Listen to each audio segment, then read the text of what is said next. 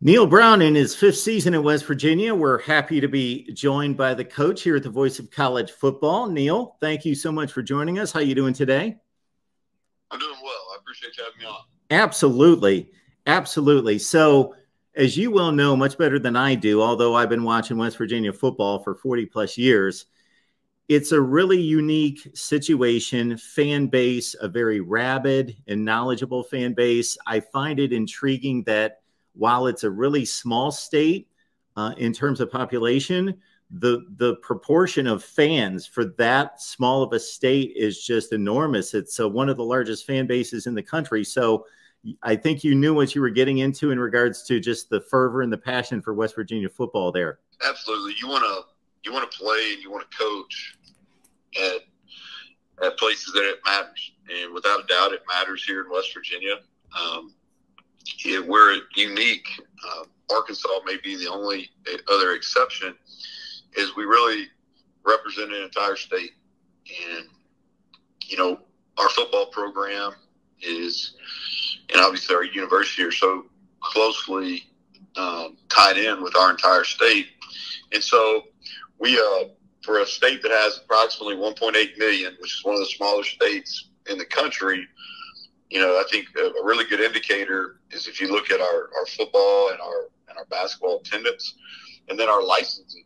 We're year in and year out, we're in the top 20 as far as our Flying WV logo in sales, and so I think that speaks to the power of our fan base. And I'll take it beyond that. If you go to the TV ratings, they much go beyond what you would think or would be expected for a school that size in a state that size, for sure. Yeah, and I think a lot of that has to do with, obviously the passion, but also, the quality of games that we're playing.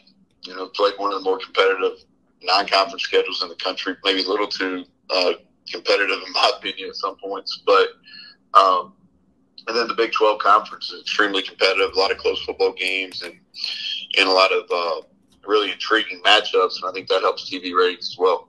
You showed up at Troy. It was a 3-win football team. It took you one season. Then you guys took off. You had 3 consecutive double-digit win seasons. You had 3 consecutive bowl wins there. What did it take? What was that roadmap to turning it around at Troy? Well, that was a place that had a lot of tradition. Unique in the sense that went from NAIA to Division II to 1AA, now FCS, and then up to Division I.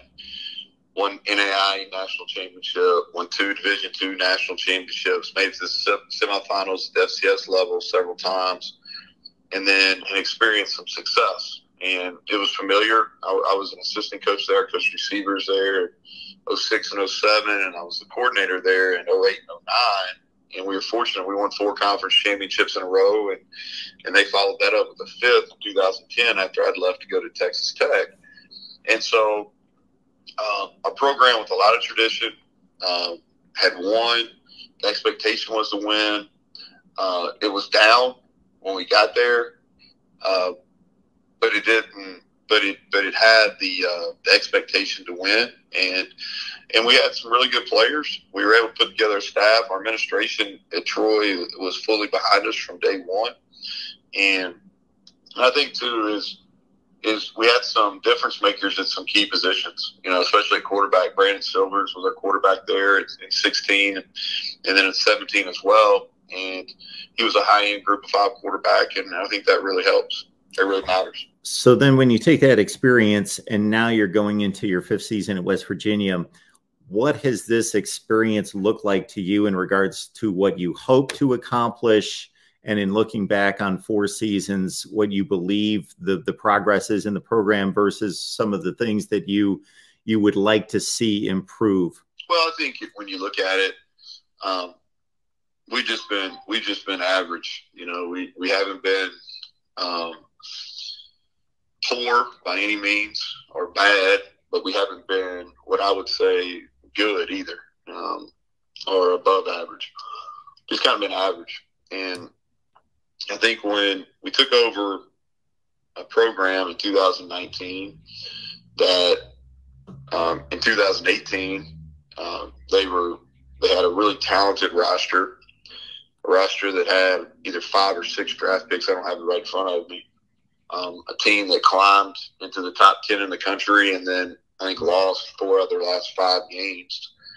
And so we took over a team that was really, really young in 2019. We had some real holes. Really had a deficiency on the offensive line, which is one of the biggest factors in winning football games.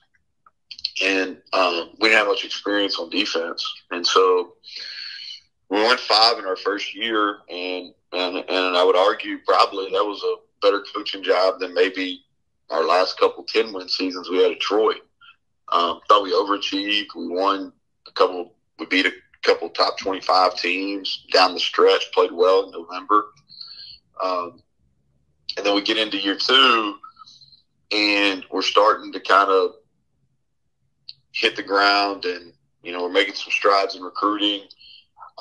Started to build the culture. The infrastructure was not in place, and that's not a knock on the previous staff at all. It's just, in 2012, West Virginia made the big jump to the Big 12 conference, leaving the Big East, and West Virginia had a ton of success in the Big East, and as an independent before that, and then it was a huge jump up in competition, and the infrastructure of the program just wasn't equal compared to some of the other teams that we're facing in our league week in and week out. And so we're starting to make some strides, going to work on a building and really kind of building our staff. And then COVID hits, right after our second spring practice, in 20, I thought we managed that well.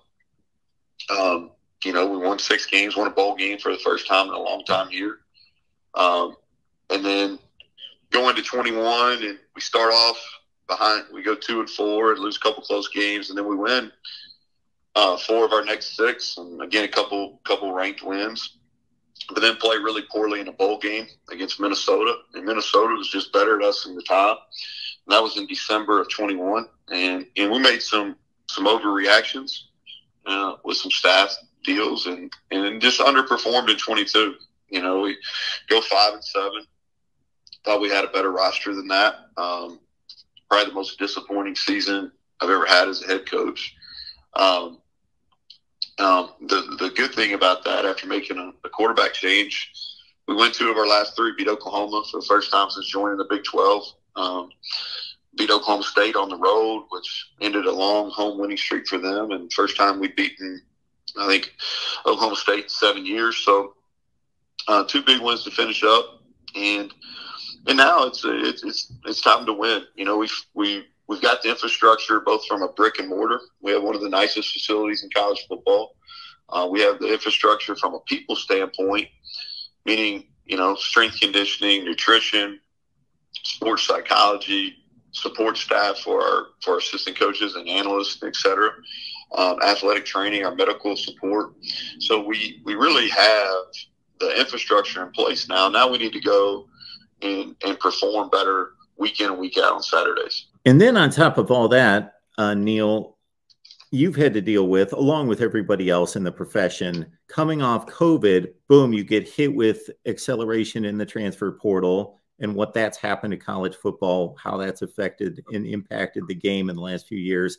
NIL, that a component that I think most of us agree it's a great thing for the student athlete. It's something that they have earned the right to as the face of the game, and just as their right as American citizens. However, as a full component for the landscape of college football, very difficult to grasp and get a handle on it. And I got to think, in your position, it's a bit frustrating constantly juggling the roster and trying to figure out, where you have depth, where you need to add, and so forth. And now we come out of another transfer portal session after spring practice.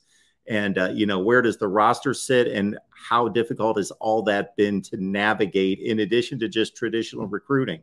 Well, there's no doubt the job that we took here in January of 2019 is drastically different than the job that it currently is.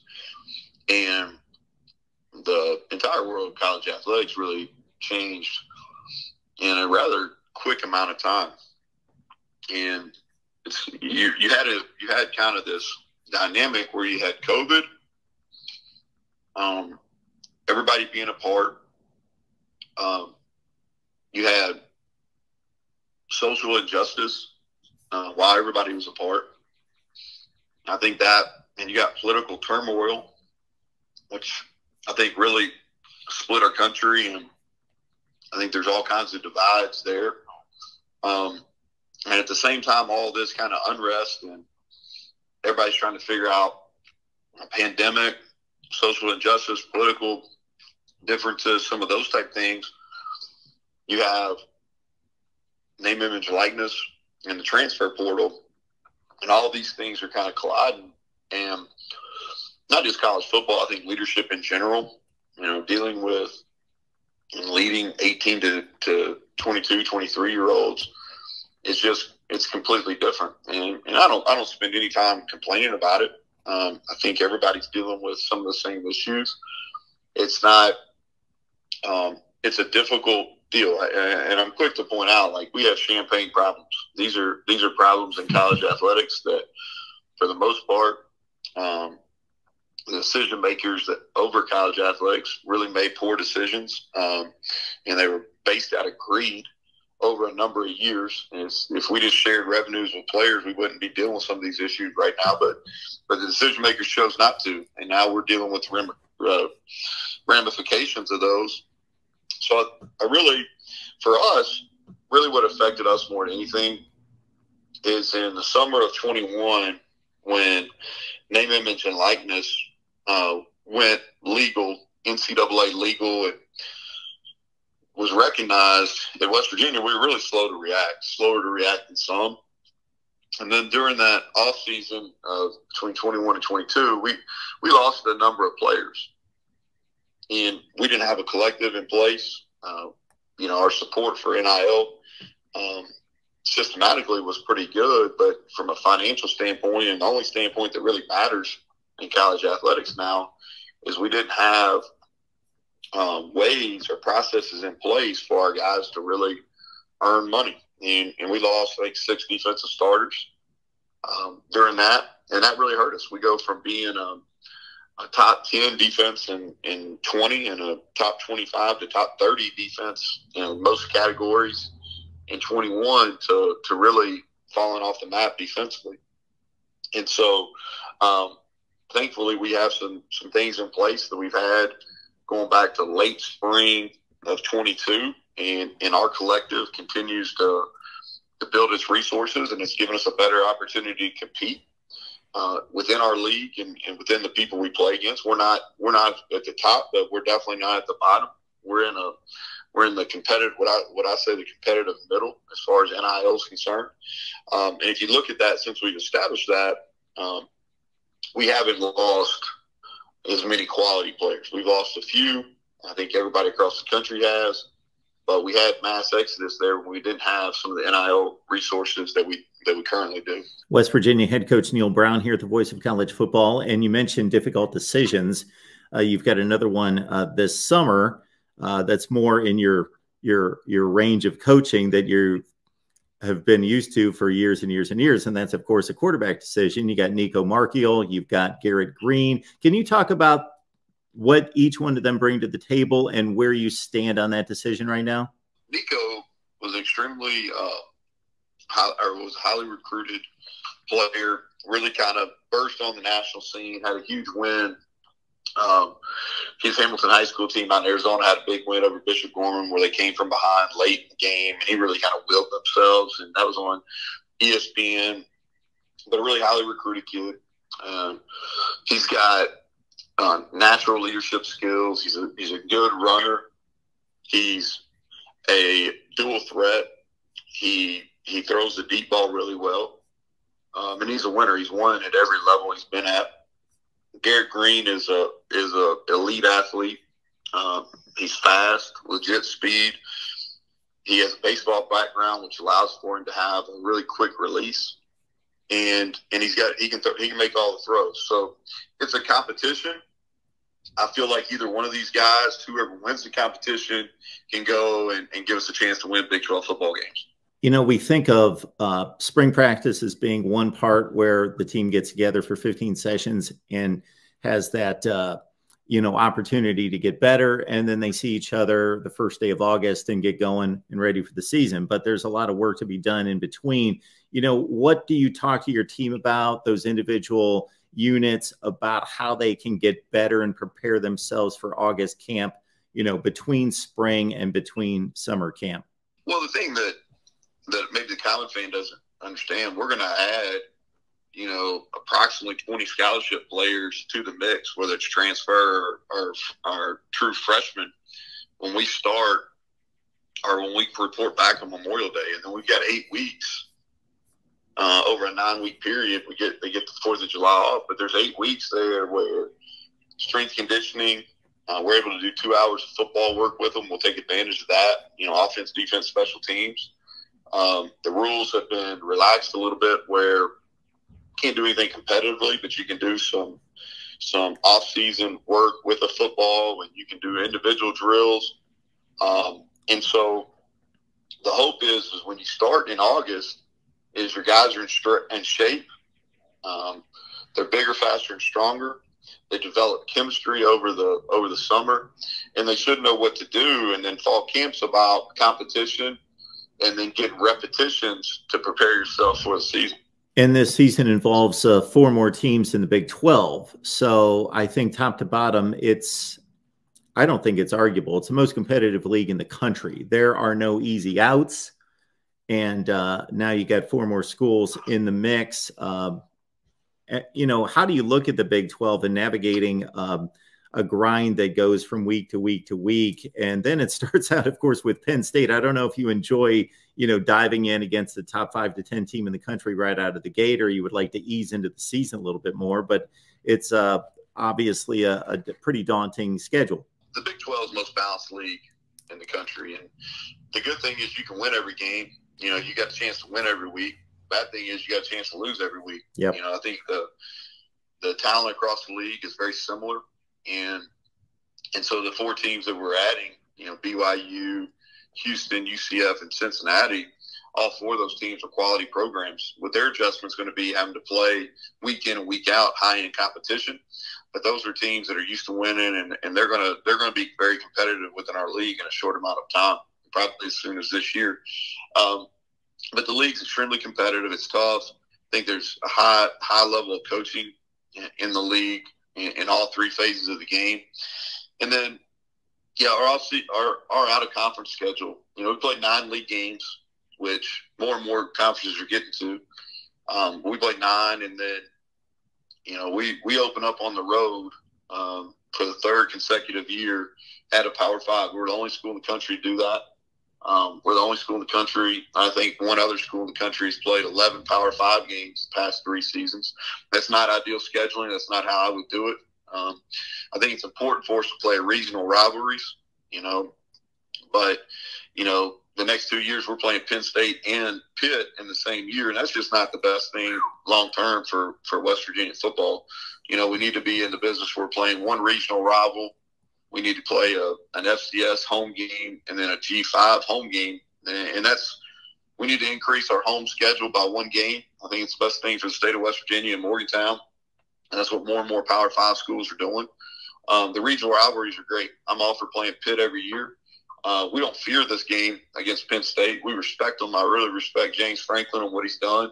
They're going to have maybe their best team that they've had in a long time. They'll be preseason right around maybe even top 5, but right around the top 5.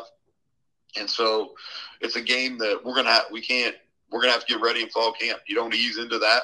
And it's a challenge that we're accepting, but it's something that we've got to change moving forward. One more thing, Neal, on the Penn State game, as you mentioned, for a 2nd consecutive year, there's going to be a ton of people watching this game. It's going to be on a national stage against a major team. Who are some of those guys on both sides of the ball that you would like to highlight? I will say, from a selfish standpoint, I'm a nerd that wants to know everybody's roster top to bottom. Who are some of those guys you'd like to highlight that could be key factors right out of the gate? Well, I think defensively, it goes for us, I think I'll give you the guys that starting from the back end and working it forward is Aubrey Burks is a safety that is, I think he's one of the top safeties in the Big 12. I think he's a guy that's going to be an NFL player. Last year was a sophomore, true sophomore, first year starting. I thought he played well, got better as the year went. Lee Koba returns after playing almost every snap for us last year at Mike linebacker. He's a really physical presence. He was one of our most improved players in the spring. And then Jared Bartlett plays the bandit position for us. I think he's an elite pass rusher, and he's going to have a big year. And then Sean Martin is a defensive lineman, I think, that really made strides this year, went last year, and I think he's got a chance to be an all-conference player. And then offensively for us, it starts up front. You know, Zach Frazier has got a chance to be an All-American. Wyatt Milam, Doug Nestor, those two guys have a chance to be all first-team all-conference players. They're guys that I think are future NFL players as well. Our left guard, Thomas Remack, was a freshman All-American. He's continuing to get better. At running back, C.J. Donaldson was a guy that burst on the scene as a freshman. He's got elite talent. And then Devin Carter, who's a transfer from NC State, and Cole Taylor, a tight end transfer from LSU. Those guys had really big springs catching the football. Coach Neal Brown, West Virginia, entering his 5th season. Of course, big date against Penn State to open things up, but a lot of work to get done before that. Neal, appreciate you being here at the Voice of College Football. Thank you so much for your time, sir. No problem. Thanks for having me on.